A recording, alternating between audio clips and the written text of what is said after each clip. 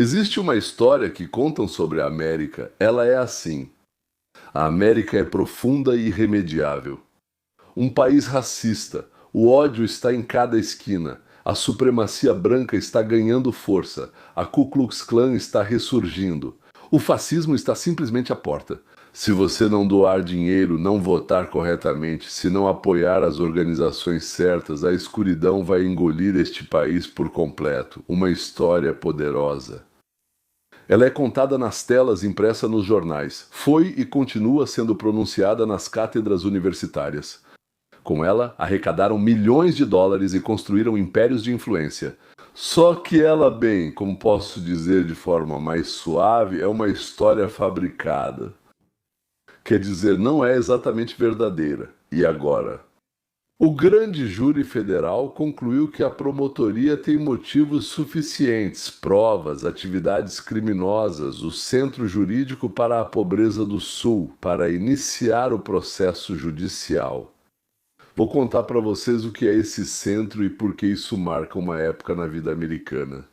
Mais uma história incrível sobre como o Irã atacou 3 navios no Golfo Pérsico. Os navios, naturalmente, eram comerciais. Bom, claro, você não vai atacar navios de guerra, certo? E 2 deles foram rebocados para portos iranianos. Ou ordenou, não sei, não puxou como uma corda, mas de alguma forma simplesmente ordenou. É absolutamente idiota, contradiz qualquer lógica, inclusive o bom senso, só para dizer tipo, eu sou o Tarzan e bater no peito. Mas vou falar mais sobre isso depois. Mas primeiro sobre outro grande engano, sobre como o mundo cai repetidamente na mesma armadilha. Sobre o fantasma de Munique que ainda vaga pelos corredores dos parlamentos europeus. O fantasma do comunismo já se instalou lá, mas o fantasma de Munique ainda está vagando. Agora então, vamos chamar essa parte de algo como a ameaça que tentam ignorar. Antes de falar sobre como a administração de Trump divide os aliados da OTAN em leais e desleais, vale a pena fazer uma pergunta que os líderes europeus têm evitado persistentemente ao longo de muitos anos. O que exatamente, afinal, é o Irã? A resposta já era conhecida muito antes do início desta última guerra. Não era preciso procurá-la em relatórios de inteligência confidenciais. Ela estava disponível abertamente nos relatórios de inspetores internacionais, nas declarações públicas do próprio Teherã, principalmente nas declarações públicas do próprio Teherã. Em maio de 1925, a IEA registrou que os estoques de urânio altamente enriquecido no Irã aumentaram cerca de 50% em 3 meses, colocando Teherã a um passo de ter material físsil suficiente para uma dezena de bombas nucleares. Depois eles esclareceram que é suficiente até para 11. De acordo com o Comando Central dos Estados Unidos, já em 1922, o Irã possuía mais de 3.000 mísseis balísticos, de vários tipos. Em 1926, a estimativa já falava de mais de 2.000 mísseis de médio alcance. Esse número continuou crescendo. Isso não é uma ameaça abstrata lá em algum lugar no Oriente Médio. Isso diz respeito a todos nós. O arsenal iraniano, composto principalmente por mísseis com alcance de 1.300 a 2.000 quilômetros, cobre todo o Oriente Médio e uma parte significativa do sul e centro da Europa. Entre os alvos potenciais estão grandes cidades. Médio. Mediterrâneo. Quase falei Idade Média. E em novembro de 1925, o Irã anunciou o sucesso no desenvolvimento de um míssil balístico intercontinental. E afirmou que ela alcança 10.000 quilômetros, bem Londres, Berlim, senhores. Assim como Washington e Nova York. O secretário de Estado Rubio informou que o país produz mais de 100 mísseis balísticos por mês. O país, o Irã. As sanções não interromperam o processo. Serviços secretos europeus e jornalistas independentes registraram grandes remessas de precursores químicos da China para combustível de foguete. No total, cerca de 3.000 toneladas já após a restauração do regime de sanções. Diante de nós não estava um país, mas um mistério, escondendo um modesto programa nuclear por precaução. Bem, digamos assim, uma víbora perigosa, uma cobra, uma naja. Que cobra, Gürza? Era um país que, de forma planejada, abertamente e de modo metódico, construía capacidades de realizar um ataque nuclear contra alvos de Tel Aviv a Roma. E o mundo inteiro via isso. A Europa via e ficava em silêncio. A Europa viu isso? Sem dúvida. Os serviços de inteligência europeus monitoravam o fornecimento de precursores, divulgavam relatórios confidenciais e participavam de longas negociações sobre acordos nucleares. A Europa viu tudo e preferiu persuadir. Convencer a si mesma de que a ameaça não a atinge, que é um problema regional, que eles estão em guerra apenas com Israel, que a diplomacia ainda não se esgotou, que o principal é não provocar. Assim como aconteceu com Hitler e depois com a Coreia do Norte. Quando, em fevereiro de 2026, os Estados Unidos e Israel iniciaram uma operação conjunta contra instalações nucleares e infraestrutura de mísseis, a reação da Europa Ocidental não foi apenas previsível, ela foi historicamente familiar a ponto de causar espanto. O ministro da Defesa da Alemanha expressou o sentimento geral da Europa de forma extremamente concisa. Esta não é a nossa guerra, nós não a começamos. Bem, nós sabemos que vocês não a começaram, senhoras e senhores. A frase é bonita, muito conveniente, mas foi exatamente essa frase, palavra por palavra, com a mesma entonação que os líderes europeus diziam em 1936, quando Hitler enviou tropas para a zona do Reno, violando grosseiramente o Tratado de Versalhes, em 1938, quando anexou a Áustria. E na véspera de Munique, quando Chamberlain entrou no avião, voltou para Londres com uma folha de papel e pronunciou palavras que entraram para a história como símbolo de um auto-engano catastrófico. Paz. Paz em nosso tempo. Paz, anatomia do auto-engano. Paz, paz. O paralelo com a era da apaziguação, appeasement, como dizem em inglês, não é uma retórica decorativa, é estrutural. É o mesmo mecanismo psicológico e político reproduzido com uma precisão impressionante. Na década de 1930, a Europa tinha todas as informações. A Alemanha violava abertamente o Tratado de Versalhes, se rearmava a uma velocidade simplesmente inédita, absorvia territórios um após o outro. Sempre se encontrava uma explicação de por que exatamente esse passo ainda não era motivo para uma resposta dura. A zona do Reno, território alemão, histórico, a Áustria, bem, ela mesma queria a unificação, olhem como as pessoas recebem as tropas. No tribunal é assim, não é? Afinal, são alemães que vivem lá, não é lógico que eles queiram estar com a Alemanha? Cada concessão parecia razoável isoladamente. De forma sistêmica, cada uma foi um passo em direção à catástrofe. Reproduziu esse esquema com uma habilidade invejável. Durante anos, foram realizadas negociações com várias rodadas em belas capitais europeias com protocolos e declarações conjuntas. Eles criavam a aparência de progresso diplomático. Vejam, a diplomacia está funcionando. Ao mesmo tempo, as centrífugas não pararam nem por um dia. O programa de mísseis foi ampliado e a rede de grupos aliados, do Iêmen ao Líbano, se expandiu. O ministro das Relações Exteriores do Irã declarou publicamente que o país limita intencionalmente o alcance de seus mísseis a 2.000 quilômetros. Isso tranquilizava a Europa, enquanto engenheiros em complexos secretos trabalhavam em sistemas intercontinentais. A diplomacia servia como disfarce e não como alternativa. A Europa, assim como nos anos 30, preferia acreditar nas palavras e não nos atos. Preferiam a esperança, como diziam, à análise. É melhor termos esperança do que pensar. Para que pensar? Vamos ter esperança. Fé. A diferença em relação a Munique é só uma. Naquela época, pelo menos, havia a sensação de inevitabilidade da escolha. Os líderes de então, ao fazer concessões, entendiam que estavam fazendo concessões. As elites europeias de hoje, ao que tudo indica, estão sinceramente convencidas de que a ameaça não as atinge. Enquanto os mísseis voam para Tel Aviv, elas estão em Berlim. Isso já não é covardia. Isso é, digamos, um afastamento da realidade. As melhores palavras que me vêm à mente, as palavras mais suaves que consigo pensar. Pacifismo como luxo. Para entender por que a Europa caiu novamente na mesma armadilha, é preciso compreender sua história, não julgando, mas analisando.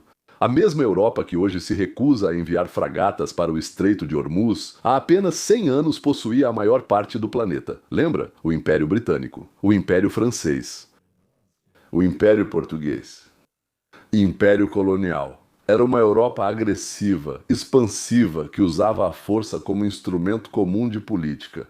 Essa Europa não pedia permissão à comunidade internacional. составляла. Duas guerras mundiais que tiraram dezenas de milhões de vidas em solo europeu provocaram uma mudança civilizacional irreversível. A Europa passou por um trauma coletivo de tal magnitude que repensou sua própria existência. Repensou a natureza do poder e seu uso. Apostou em um modelo de existência fundamentalmente diferente: diálogo em vez de força. Integração em vez de expansão, poder brando junto com o poder duro. Essa escolha não vem da fraqueza, mas de uma sabedoria conquistada com sofrimento. Só que a sabedoria não se mostrou sábia. Essa sabedoria deu à Europa 70 anos de paz, dentro de suas próprias fronteiras. Esse é um resultado sem precedentes para um continente que foi dilacerado por guerras durante séculos. Mas esse modelo tem um problema. Existem muitos problemas, mas um simplesmente paira sobre tudo. Esse modelo só funciona em um mundo onde todos os outros jogadores são ou anjos de Deus ou concordaram em jogar pelas mesmas regras, o que dá na mesma. Quando entra em cena um regime que age segundo a lógica da velha Europa, a lógica da força, da expansão, do messianismo ideológico, o pacifismo europeu deixa de ser uma virtude e passa a ser uma tolice. Uma tolice completa, um pesadelo, um idiotismo.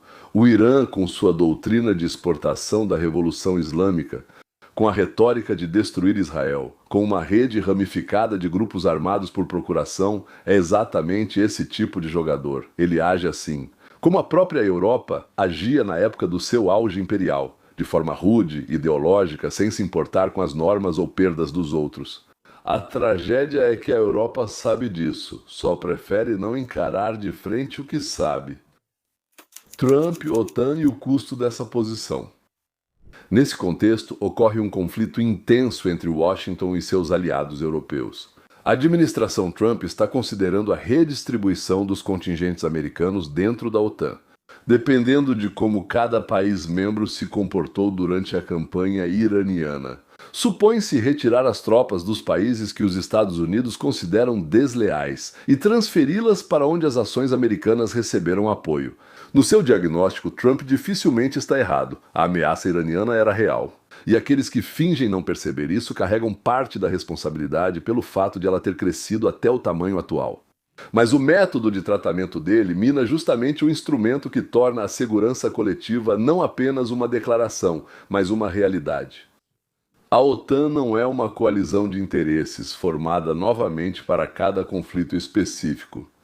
É um sistema de obrigações mútuas cujo valor está justamente na sua incondicionalidade. O artigo 5º só funciona quando cada membro da aliança sabe que ele funcionará também para si, independentemente de quão confortável ou desconfortável tenha sido sua posição ontem. Assim que a União se transforma em um mecanismo de recompensas pela lealdade e punições pela discordância, ela deixa de ser uma União. E isso é um problema estratégico. E isso inclui também os Estados Unidos da América. Não estou falando agora se é necessário ou não.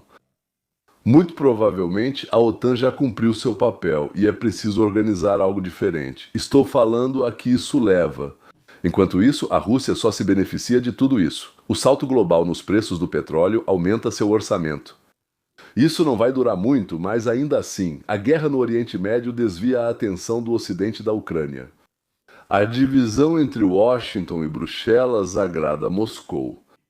Um presente para Moscou, e Moscou recebeu. Bem, eu diria que ela nem precisou dar muito por isso. A lição de Munique não é que se deve lutar sempre e em todo lugar. É que o preço da demora acaba sendo incomparavelmente maior do que o preço de agir a tempo. Os países que nos anos 1930 diziam que não era a sua guerra, acabaram encontrando-a em casa. Mas já em condições em que era muito mais difícil e caro lidar com ela. Se essa história vai se repetir ou não depende de a Europa conseguir lembrar da própria experiência antes que ela se repita na prática. E agora vamos voltar à nossa história sobre inimigos fabricados, quem e o que estava acontecendo não no Oriente Médio, mas bem no coração da América. Quem e por quê? A resposta para a pergunta de quem é simples e ao mesmo tempo impressionante. Famoso em todo o país, celebrado pela mídia, elogiado por políticos de ambos os partidos, aliás, o Centro do Sul de Defesa Jurídica dos Pobres. Fundado em 1971 com a nobre missão, aliás, de usar a lei para combater a injustiça racial no Sul Profundo. Nos primeiros anos de sua existência, o Centro-Sul realmente fez a diferença. Ele processou a Ku Klux Klan nos tribunais e venceu. Ele conseguia decisões que levavam à falência as estruturas supremacistas brancas mais cruéis. Seus fundadores arriscavam a vida. Eles eram ameaçados por assassinos. Mesmo após o incêndio no escritório principal, eles continuaram trabalhando. Isso foi heroísmo. E isso merece ser lembrado separadamente do que a organização se tornou depois. Lá pelos anos 90. Anos 90. Não consigo apontar exatamente o momento, mas foram os anos 90. Algo mudou. A organização acumulou uma enorme quantia de dinheiro, centenas de milhões de dólares, doações de pessoas de todo o país, de cidadãos honestos e preocupados, convictos de que estão financiando a linha de frente da luta contra o racismo, que em algum lugar lá no Sul ainda é assustador e terrível. O Centro do Sul se transformou em uma máquina profissional de arrecadação de doações. E qualquer máquina desse tipo exige apenas um produto. O produto passou a ser o medo. Medo da América racista, medo do clã, como se estivesse escondido em cada esquina, medo do fascismo, que está à espreita no quarteirão ao lado, e agora sua sombra já paira sobre nós. E enquanto esse medo era vendido, a máquina funcionava, o dinheiro entrava, a influência crescia. A festa continuava. Enquanto isso, o país... E também graças aos esforços do centro, devagar. Não era fácil, mas com certeza, o país seguia em outra direção. O que realmente estava acontecendo? Em 2000 e em 2010, o racismo organizado e explícito nos Estados Unidos estava morrendo. Não tinha morrido ainda. A natureza humana é tal que os preconceitos não desaparecem conforme um cronograma. A história deixa sombras que vivem por muito tempo. Mas o racismo como movimento, como instituição, como força política organizada, estava praticamente se destruindo sob o próprio peso, sem a ajuda de ninguém. A Ku Klux Klan tinha, no auge de sua influência na década de 1920, de 4 a 6 milhões de membros, as claras. À luz do dia, marchava em Washington, pela Avenida Pensilvânia. E no início dos anos 2000 diminuiu para 5.000 pessoas em todo o país. Dispersos, envelhecendo, falidos, brigando entre si pelas contribuições dos membros e pequenas divergências ideológicas. Eles se reuniam em garagens alheias, salas de estar. E não conseguiam atrair ninguém que tivesse nascido depois da era do Elvis Presley. As organizações neonazistas estavam no mesmo estado de decadência. Os sites estavam caindo. Nas manifestações havia mais jornalistas e contra-manifestantes do que apoiadores. Os líderes eram presos.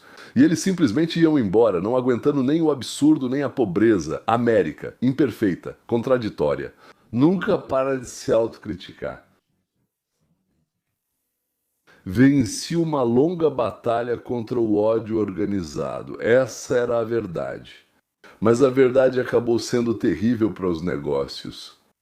3 milhões de dólares para manter o fogo aceso.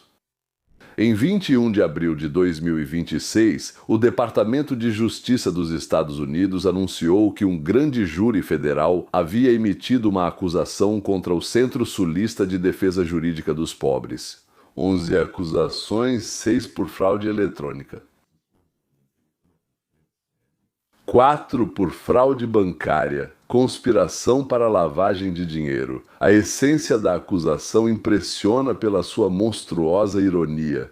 No período de 2014 a 2023, o Centro-Sul enviou secretamente mais de 3 milhões de dólares, dinheiro que foi doado por americanos de boa fé, achando que lutam contra o racismo e ajudam as pessoas. Esse dinheiro era doado e era repassado para aqueles envolvidos na violência. Grupos extremistas. Que grupos são esses, você pode perguntar? Eu respondo. Ku Klux Klan, Nações Árias, Movimento Nacional Socialista, União do Direito. E para ocultar esses pagamentos, a organização. Que organização? Aquela do Sul, essa mesma? Supostamente eram criadas contas para empresas fictícias, Fox Fotografia, Armazém de Livros Raros. Estruturas fictícias com nomes inventados. O único propósito delas era esconder para onde realmente iam as doações e para onde iam. De acordo com a acusação, para manter aquele mesmo fogo que a organização jurava apagar, o vidraceiro e o menino. A organização mais conhecida na América por identificar e expor grupos de ódio. Aquela mesma que enviava cartas com fotos da clã, comícios da clã com pedidos de doações, publicava mapas do ódio com pontos perigosos em cada estado. Aparecia em todos os grandes canais de TV com um alerta sobre a crescente e assustadora nova onda do nacionalismo branco. Pagava pessoas. Nessas fotos financiava aquelas mesmas organizações que ela retratava, depois nos seus mapas. O monstro era real, não tão poderoso e forte quanto o centro tentava apresentá-lo, mas o principal, que esse mesmo centro do sul ajudava a alimentá-lo. Tudo indica que sem o centro do sul, todos esses monstros, bem, e a maioria deles, já teriam deixado de existir há muito tempo. Isso significa que as doações para o Centro-Sul também teriam acabado. Lembra do curta-metragem O Garoto, de Charlie Chaplin? O garoto corre na frente e quebra os vidros. O vidraceiro vem logo atrás e se oferece para consertá-los. Uma coincidência inesperada. O vidro mal tinha quebrado e já estava lá quem podia consertar tudo. No cinema, isso é engraçado. Na vida real, quando se trata do destino de um país, da confiança entre as pessoas, do ódio verdadeiro, que são inflamados de propósito, por lucro, isso não é engraçado. Nem um pouco. O mecanismo funcionava de forma simples e cínica, quando as doações diminuíam. Quando a ameaça real diminuía, a máquina encontrava um jeito de se alimentar, de pagar as pessoas dentro dos grupos. Manter a existência deles, organizar eventos, vazar informações para jornalistas, fazer campanhas de arrecadação de fundos, depositar cheques no banco. Uma parte no bolso, repetir o ciclo, um mecanismo autossuficiente de medo fabricado, funcionou por décadas, pago por milhões de americanos. Sem suspeitar disso, e ao mesmo tempo dividindo, o país ao meio, semeando entre as pessoas, desconfiança mútua, que não teria surgido por si só. Acusação. Acusação formal. Este não é um escândalo isolado, é o exemplo mais claro e mais bem documentado juridicamente. Padrões, que se desenvolveram ao longo dos anos, a necessidade de toda uma indústria, no fato de que o problema que eles vão resolver nunca seria resolvido. Não porque todas essas pessoas sejam vilãs, muitos deles acreditavam sinceramente e acreditam em sua missão, mas as instituições obedecem às leis da sobrevivência, como qualquer organismo, e à sobrevivência da indústria de combate ao racismo. Fundos, organizações sem fins lucrativos, consultores, departamentos universitários, projetos de mídia, dependem de uma condição indispensável. O inimigo não pode desaparecer. Eles fazem de tudo para que o inimigo não desapareça, porque se o inimigo desaparecer, o financiamento também desaparece. E a relevância, e os cachês pelas palestras, e as bolsas, e os contratos de livros, e as doações. Aqueles que assinam os cheques por um desejo sincero de tornar o mundo melhor. Por isso, é preciso encontrar um inimigo. Intensificar. Rotular moderados como extremistas, exagerar incidentes isolados até que se tornem crises sistêmicas, e supostamente no caso do Centro do Sul.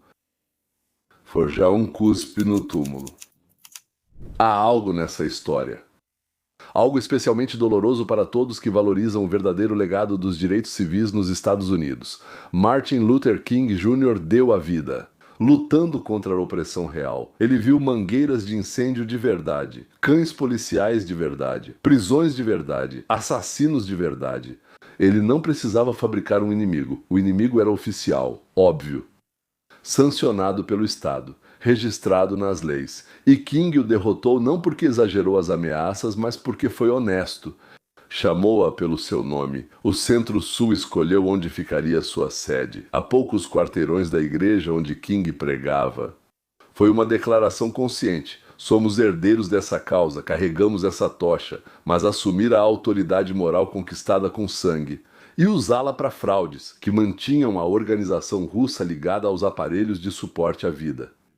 Por interesse próprio, isso não é carregar a tocha.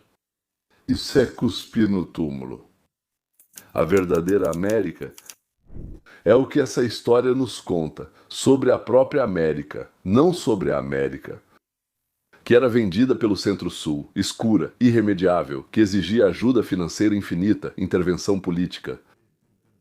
Não, vamos falar sobre a verdadeira América, sobre a América, onde casamentos mistos até recentemente eram ilegais em muitos estados. Apoiados pela maioria da população, sobre a América, onde um homem negro venceu 2 vezes nas eleições presidenciais, sendo que, em sua maioria, o eleitorado é branco, sobre a América, onde cada grande instituição, cada corporação, cada universidade, cada órgão público, nos últimos 30 anos trabalharam de forma ativa e persistente, para ampliar as oportunidades, para aqueles que antes foram privados delas. Do meu ponto de vista, o pêndulo foi longe demais para o outro lado. Mas pelo menos eles trabalharam. A América é perfeita? Não. O progresso é real, mas nunca é definitivo. 100%. O preconceito faz parte da natureza humana. A América é feita de pessoas. Pode parecer estranho para alguém, mas os americanos também são pessoas. Mas a história é sobre um país tão impregnada de ódio que é necessário um aparato permanente de emergência para lutar contra a onda russa imparável. Essa história sempre foi mais conveniente para algumas pessoas do que verdadeira, muito mais conveniente do que verdadeira. E para concluir, senhoras e senhores, eu ainda acho que temos muitos motivos para otimismo. Então não desanimem, porque apesar de toda a amargura dessas 2 histórias, a fabricação americana de inimigos. Nelas há algo fundamentalmente importante e encorajador. A verdade sempre vem à tona, sempre. Cedo ou tarde, às vezes tarde. Mas ela vem à tona, o grande júri federal. Eu já expliquei o que é isso, analisou as provas, apresentou acusações, nenhuma reputação, nenhuma marca, nem as décadas. Elogios de políticos e da mídia não ficaram acima da lei. O Ministério Público está agindo, os documentos serão analisados. No tribunal, o país está assistindo a isso de olhos abertos. Isso é a América. No seu modo normal, comum e melhor. Eu diria, na sua verdadeira essência. Não é um país sem erros, mas um país capaz de reconhecer esses erros. Nomeá-los. Investigar. E julgar. Pense no caminho que este país percorreu, da escravidão à Constituição, que garante igualdade para todos, das leis de Jim Crow ao movimento dos direitos civis, que mudou a própria natureza da nação e inspirou o mundo inteiro, de um país onde o casamento interracial era um crime, para um país onde a maioria das pessoas nem entende como isso poderia ter sido proibido. Isso não é retórica, é uma medida real do movimento. De verdade, do começo ao fim. Saímos daqui, chegamos aqui, devagar, dolorosamente, não de forma direta, mas de forma constante, e agora vamos descobrir, aqueles que gritavam mais alto, que esse movimento não existe, a América está estagnada. Intencionalmente mantiveram o fogo aceso, que esse movimento deveria ter apagado. Isso significa uma coisa: a verdadeira América é melhor do que nos contaram. O progresso é real, mais do que nos deixaram ver. A esmagadora maioria dos americanos, de qualquer origem, de qualquer canto do país, não querem viver em um país de ódio. Eles vão trabalhar, a maioria cria filhos, cumprimentam os vizinhos, independentemente da cor da pele deles, do formato das orelhas deles, e desejam aos outros o mesmo que querem para si. Isso é a verdadeira América. Aquela que as câmeras raramente mostram, porque ela não gera cliques. Não, mataram. Eles arrecadam doações, não constroem carreiras como lutadores contra o racismo. Vamos voltar para a Europa por um segundo. Os líderes europeus mais uma vez demonstraram uma fraqueza já conhecida, diante da ameaça, que eles não querem enxergar. Munique. 2026 Operação Charlie Chaplin, emocionante e engraçada na tela. Ela é assustadora e repugnante, na versão do Centro-Sul, no combate à agressão e à pobreza. Na minha opinião, trata-se de combater a pobreza e o bom senso, criando um inimigo para obter financiamento e lutar contra ele. Isso não é novidade. Mas pela experiência anterior com manipulações semelhantes, sabemos que o inimigo fabricado não vive para sempre, ele exige manutenção constante, mentiras constantes, dinheiro constante. A verdade não exige nada, ela simplesmente existe. E cedo ou tarde ela vem à tona, atravessa qualquer estrutura. Tome cuidado com essas pessoas. Aqueles a quem você paga para punir seus inimigos podem ter seus próprios motivos. Fique de olho para que esses inimigos nunca desapareçam. Confie no país, que acaba revelando eles de qualquer jeito. Confie no sistema, que é lento, difícil, não é perfeito, mas funciona. Confie nas pessoas, que na sua maioria só querem viver em paz, com dignidade, em harmonia com seus vizinhos. Essa é a verdadeira América. É isso. A verdadeira América. E ela é mais forte do que aqueles que lucram com o seu medo. Embora haja períodos, cataclismos e outras coisas acontecem, mas depois nós escondemos tudo isso, superamos e voltamos ao caminho no qual estamos. Até logo.